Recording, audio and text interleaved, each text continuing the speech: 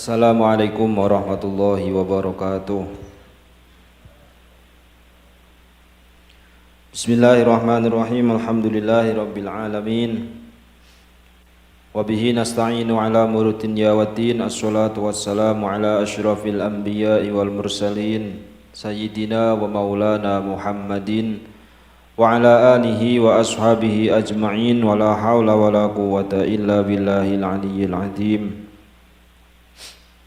Subhanaka la ilma lana illa ma 'allamtana innaka antal alimul hakim.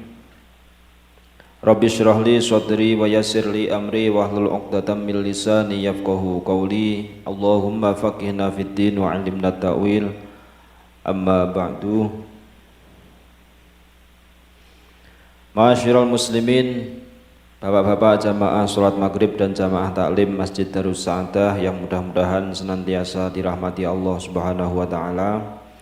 Alhamdulillah, pada malam hari ini kita semua masih dilimpahi nikmat sehat wal afiyah sehingga kita semua bisa bersama-sama menunaikan ibadah salat maghrib dan insyaallah dilanjutkan dengan taklim bersama.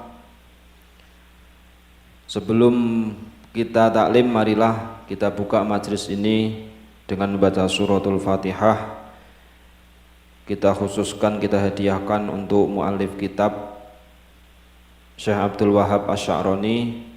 Mudah-mudahan dengan bacaan suratul Fatihah kita semua mendapatkan berkah ilmu dari muallif kitab serta apa yang kita dapatkan pada malam hari ini, berkah manfaat serta diridhai Allah Subhanahu wa taala. Alan yantina sallallahu alaihi wasallam. Syekh Abdul Wahab Asy-Sya'rani Allah bi ulumihim fid din wad dunya wal akhirah bi sirril Fatihah. A'udzu billahi minasyaitonir rajim. Bismillahirrahmanirrahim. Alhamdulillahirabbil alamin arrahmanir rahim maliki yaumiddin. Iyyaka na'budu wa iyyaka nasta'in ihdinas siratal mustaqim siratal ladzina an'amta 'alaihim ghairil maghdubi 'alaihim.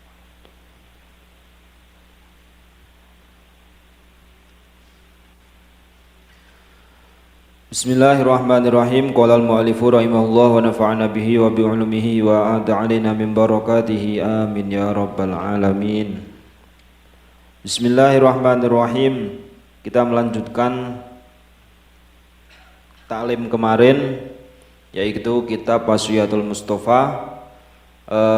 Sebelumnya yang harusnya pada malam hari ini diampu oleh Ustadz Azroi karena beliau berhalangan hadir, maka pengajian pada malam hari ini saya yang mengisi dan meneruskan kajian kitab kemarin, yaitu Wasyiatul Mustafa karangan Syekh Abdul Wahab Asy-Sya'rani. Bismillahirrahmanirrahim. Al-Wasyiatul Khamisatu. Ya Aliyyu la yaqbalullahu ta'ala sholatan bila wudu'in wala shadaqatan minal haram. Ya Aliyu, wahai Ali, la yakbalullahu ta'ala sholatan bila wudu'in. Sesungguhnya Allah ini tidak akan menerima sholatnya orang-orang yang tidak berwudu terlebih dahulu. Wala shadaqatan minal haram, dan Allah tidak menerima sedekahnya orang-orang yang menggunakan harta haram. Ini sudah jelas semua bahwa Allah tidak menerima sholat tanpa wudhu. Nah, ketika kita misalkan sholat tapi pakainya bukan wudhu tapi tayamum, tayamum ini harus memenuhi beberapa syarat. Di antaranya adalah memang dalam kondisi tidak ada air. Jadi kita sholat ini harus berwudhu atau bersuci lebih dulu. Kalau tidak ada air maka bersucinya dengan tayamum. Tayamum ini juga ada beberapa syarat. Syaratnya orang yang tayamum adalah pertama, memang di tempatnya tidak ada air. Andaikan kita di sini di Tembagapura tidak ada air sama sekali, maka kita harus berupaya berusaha mencari air sampai kita benar-benar melakukan mencari air dan tidak menemukan sama sekali. Maka satu pendapat mengatakan, andaikan di tetangga sebelah kok masih ditemukan air, maka di situ belum diperbolehkan untuk tayamum. Andaikan di Riskem misalkan, kok di sana ditemukan air, maka warga Tembagapura harus ke Riskem untuk berwudu. Itu satu pendapat. Ada yang mengatakan juga, yang penting orang tersebut sudah berusaha mencari air dan tidak menemukan. Maka ketika sudah mencari dan tidak menemukan, barulah orang tersebut ini tayamum. Statusnya tayamum harus diketahui bahwa tayamum ini hanya untuk satu fardu. Panjenengan misalkan sholat maghrib bersucinya dengan tayamum, maka tidak bisa tayamum itu dipakai sholat isya, hanya untuk maghrib. Nanti sholat isyanya harus tayamum ulang, kecuali kalau wudhu, kalau memakai air. Memakai air, sholat maghrib kita berwudhu sampai subuh nanti, kok belum batal wudhu kita, maka boleh dipakai sampai subuh. Sebagaimana yang dilakukan Syekh Abdul Qadir Al-Jilani itu, beliau kalau sholat isya itu wudhunya cuma sekali, dan itu dilakukan untuk sholat subuh juga. Jadi beliau Syekh Abdul Qadir Al-Jilani ini sejak isya sampai subuh tidak pernah tidur dan menggunakan wudhu isya untuk sholat subuh. Itu Syekh Abdul Qadir Al-Jilani. Ya namanya wali tetap beda, Pak. Kalau kita kan wali murid. Tapi kalau Syekh Abdul Qadir itu memang wali beneran. Selama hidupnya itu tidak pernah ada lalat nempel di kulitnya Syekh Abdul Qadir. Nah kita setiap tidur lalat pada datang, pada nempel ke kita. Syekh Abdul Qadir tidak pernah. Di masa bayinya Syekh Abdul Qadir itu kalau pagi hari sampai maghrib beliau tidak mau menyusu. Kenapa? Karena beliau puasa. Jadi waktu masih bayi beliau itu sudah berpuasa, sehingga ketika sang ibunya ini hendak menyusui, maka Syekh Abdul Qadir menolak untuk menyusu sampai maghrib. Barulah setelah maghrib beliau mau menyusu. Itu Syekh Abdul Qadir Al-Jilani. La yaqbalullahu ta'ala sholatan bila wudu'in, maka sesungguhnya Allah tidak akan menerima sholatnya orang-orang yang tidak berwudu atau tidak bersuci. Sekali lagi panjenengan ketika sholat di dalam pesawat, baik yang berangkat maupun balik dari cuti, itu silahkan kalau mau tayamum, tapi nanti ketika sampai di lokasi, kalau balik dari rumah ke sini, berarti setelah tiba di Timika, maka wajib iadah atau mengulangi. Kenapa? Karena statusnya di atas pesawat itu sholatnya adalah hurmatil wakti. Kalau dari Jakarta berangkat, misalkan berangkat jam 4 belum subuh, pas subuhnya di atas pesawat, ada yang mensiasati wudhu dulu di bandara, kemudian sholatnya di atas pesawat dengan wudhu memakai air tadi. Apakah itu nanti tetap mengulangi? Tetap mengulangi. Kenapa? Karena statusnya kita sholat, syaratnya sholat itu harus menghadap kiblat. Sedangkan orang yang dari Jakarta ke Papua itu menghadapnya ke timur. Itu yang pertama. Yang kedua, orang yang sholat selama masih sehat badannya, masih mampu berdiri, maka sholat fardu itu wajib dengan berdiri. Beda dengan sunnah. Kalau sholat sunnah itu boleh dengan duduk, Pak. Panjenengan ba'diyah maghrib atau ba'diyah isya dengan sholat duduk itu boleh. Tapi kalau fardu itu harus berdiri selama masih mampu berdiri. Yaitu kalau disiasati wudhu dulu dari Jakarta.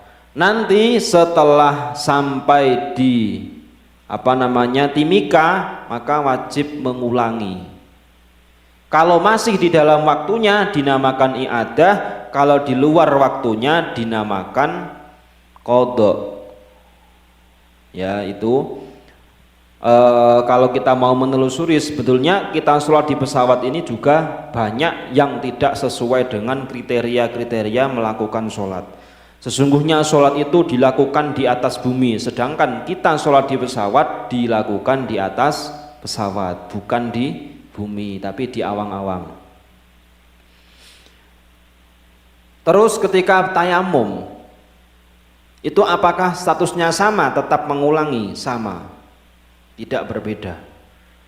Nah, maka ketika panjenengan mau melakukan hurmatil waktu di atas pesawat, silahkan. Nanti sampai Timika diulangi kembali, dikodok kalau di luar waktunya.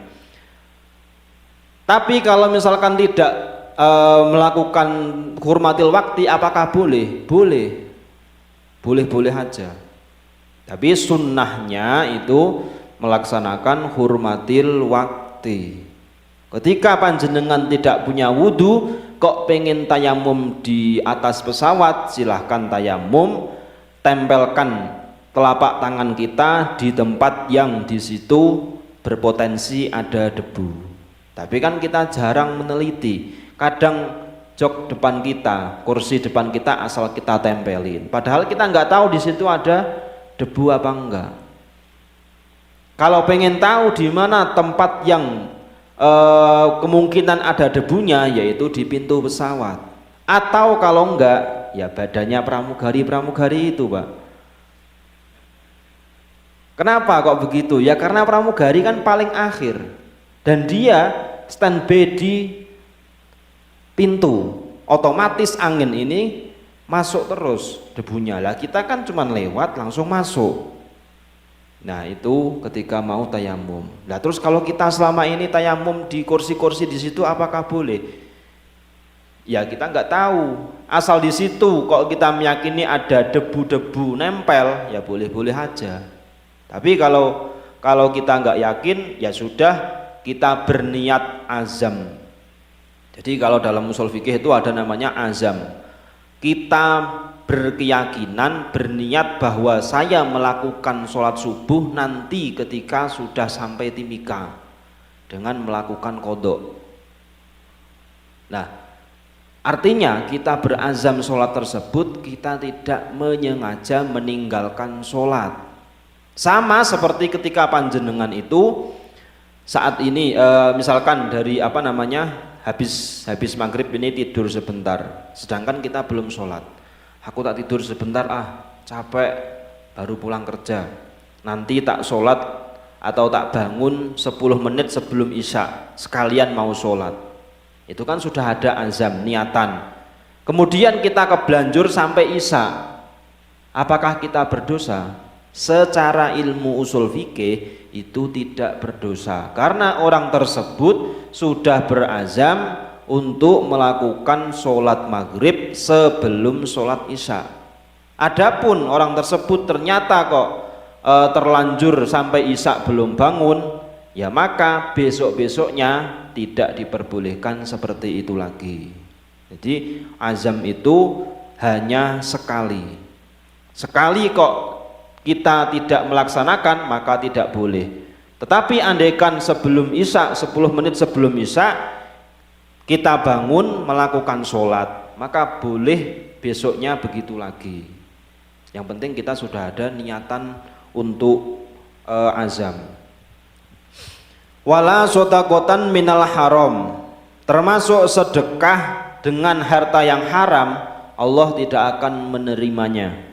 Sebagaimana hadis Rasulullah Shallallahu Alaihi Wasallam, innamal a'malu binniyat, bahwa sesungguhnya setiap pekerjaan, setiap amalan itu tergantung niatnya. Jenengan misalkan ada harta yang ini hartanya syubhat atau haram, kita pakai untuk sedekah, niat kita sedekah, tapi karena itu hartanya harta dari curian, Meskipun niatnya sedekah, itu tidak masuk dalam kategori innamal a'malu binniyat.